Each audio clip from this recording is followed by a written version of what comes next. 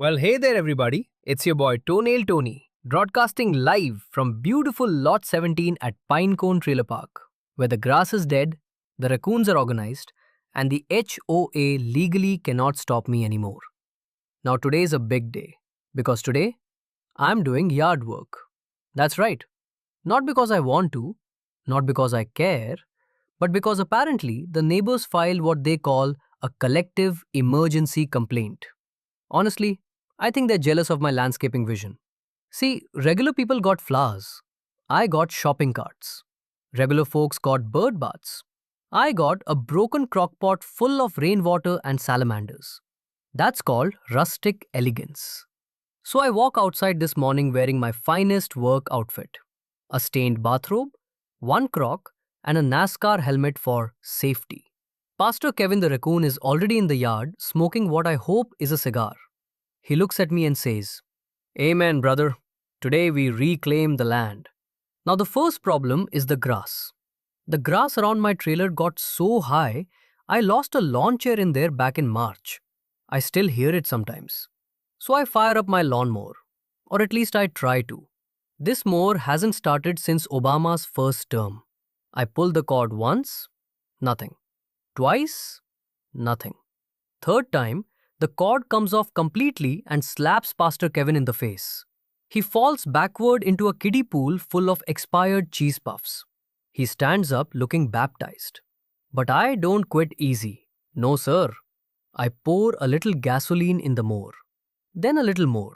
Then honestly, way too much. At one point, the mower looked nervous. I yank the cord again, and suddenly, the thing explodes to life like a demon waking up in a horror movie. The mower takes off across the yard by itself. I'm chasing it screaming, "Get back here, you unemployed go-kart!" It runs over three lawn gnomes, a folding chair, and somehow my grill. I still don't understand how it hit the grill. The grill was on the roof. Now, meanwhile, my neighbor Earl is standing there judging me with his stupid clean driveway and emotionally stable lifestyle. Earl says, Tony, normal people edge their lawns." I said, "Earl, normal people don't own 7 ferrets named after NASCAR drivers either. But greatness requires sacrifice." Then Earl's wife walks outside and asks if I'm finally cleaning up the property. I said, "Absolutely. I'm upgrading it." See, I found an old bathtub behind the Dollar General last week. And today, we are turning that into a decorative pond. Classy people call it a water feature. Now, the problem with my pond idea is I forgot to clean the bathtub first. So, when I filled it with water, bubbles started coming out. Pastor Kevin jumped in yelling, "It's a hot spring!" 5 minutes later, we got raccoons soaking in bubbles while drinking warm root beer. Honestly, it looked relaxing. Then I decided to trim the tree branches. Now, I don't own a ladder anymore after what happened at Aunt Linda's birthday party. So I climbed onto the roof using a broken trampoline and determination. I'm up there with hedge clippers yelling, "Tony fears no tree!"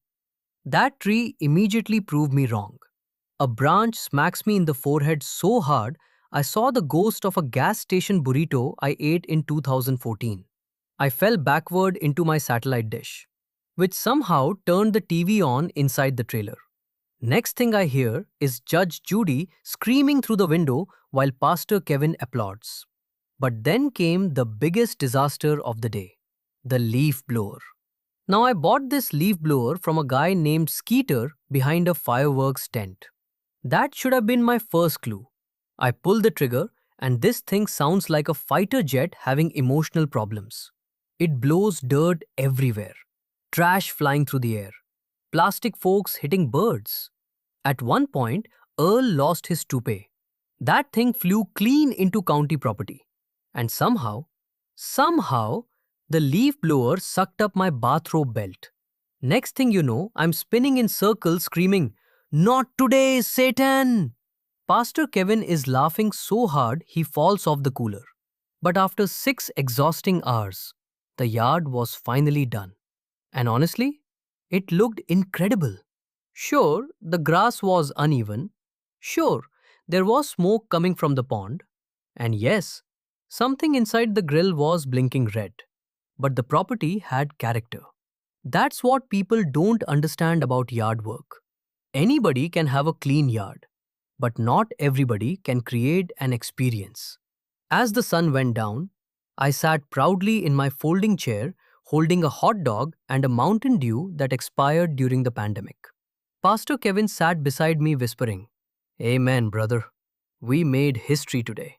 And right then, the mower started itself again in the distance. Nobody moved. Because around here, that's just part of nature. See you soon.